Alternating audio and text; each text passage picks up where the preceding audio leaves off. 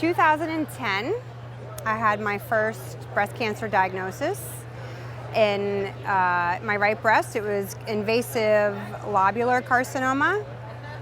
I had a right mastectomy, no other Western medicine, made a few changes, not really, and that was kind of the end of that.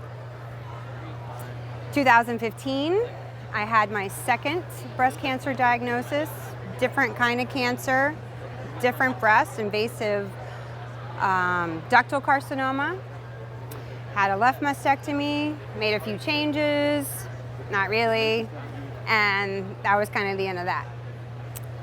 Then several years later, it recurred, metastasized into the lymph nodes under my left armpit.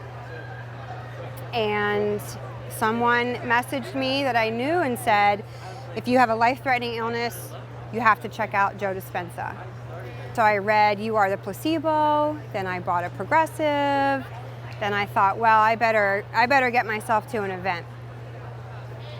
I refused all Western medicine, no chemo, no drugs, no radiation. My doctors fired me, I fired them. They told me I was gonna die. That was pretty hard to hear, actually. And then I came to Niagara Falls. And I was fortunate enough to be chosen as a healee. My coin was for the last day. And it was the last thing we were doing for the day, and he just kept talking and talking and talking, and I was getting so annoyed with him because I was gonna miss my flight, right? So there's that control thing, and I was like, you know what, I'm not even gonna do this because I'm gonna miss my flight. But I thought, you know what, I'm here for this.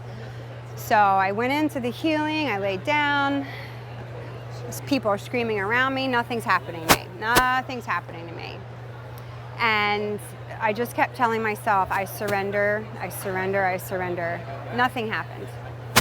The event's over, people are hugging, and all of a sudden, there it came. And so when he says, when it happens when you least expect it, it was when you least expect it. And it was, first the smell came. I get a smell when something's releasing, and it was a whoosh of the smell, the energy. Everything was freezing. I was freezing cold, vibrating, my face, my heart, everything was tingling, and the event was over. I mean, I could hear what was going on around me, and I had a team leader come and sit with me for hours. His name was Don. And when I finally came up, they sat me up, the entire room was broken down. I mean, time was gone. The AV was broken down, it was a whole new room. I had to learn how to walk again. When they took me outside to get some air, they were kind of helping me walk. When I felt the sun and the breeze on my face, it was like the first time I ever felt the sun or the breeze on my face. I remember thinking in the event when that smell came, I'm definitely gonna miss my flight. And it was like, there goes the control. I didn't care, the control was gone. I came up, I was in love with everything. When I could barely talk, I was trying to whisper to Don, I love you, I love you. And I don't think he heard me, but then later on, I made sure he heard me. It was like the most pure, I don't know if I can say this, but MDMA ever. And it was amazing. Missed my flight, my prefrontal cortex wasn't working. I couldn't figure out how to get a hotel, how to get a flight, none of it. Thank God I had a friend who figured it all out for me. I went home, I did the work. All the while, cancer's progressing, it's progressing.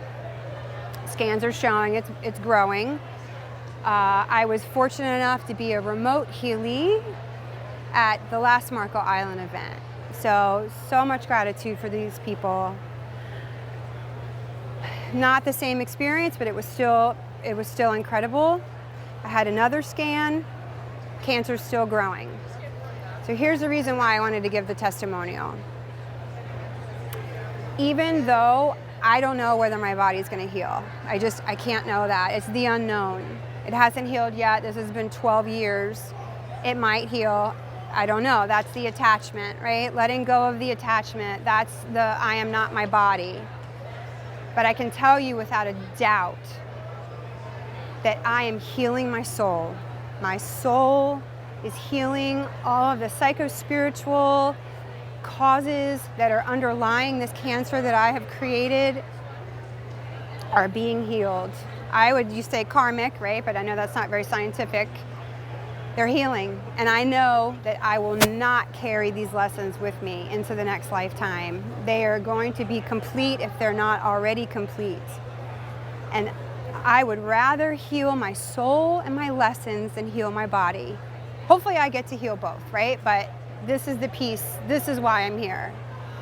And then the other reason I wanted to share my testimonial is that I am signed up for surgery at the end of this month because the tumors are wrapping around, one of them's wrapping around a nerve, but the other one's getting pretty dangerously close to an artery, and they said I could lose my arm. But the reason I wanted to share that is because I had a little bit of a sense of betrayal of the work if I went and did something other than the work, like cutting it out. And I just want people to know that sometimes you might have to do that. Sometimes you might have to have a little bit of assistance. And I feel like once they do remove the tumors and I don't lose my arm, that then I have even more energy to just complete the healing, and it will never come back. You know, and that's the other thing is, like, I have my doctors telling me, you will die if you don't do this treatment. Do I look like a person who thinks they're gonna die? I mean, I am so filled with joy. My little 3-year-old is here with me right now. And I love life.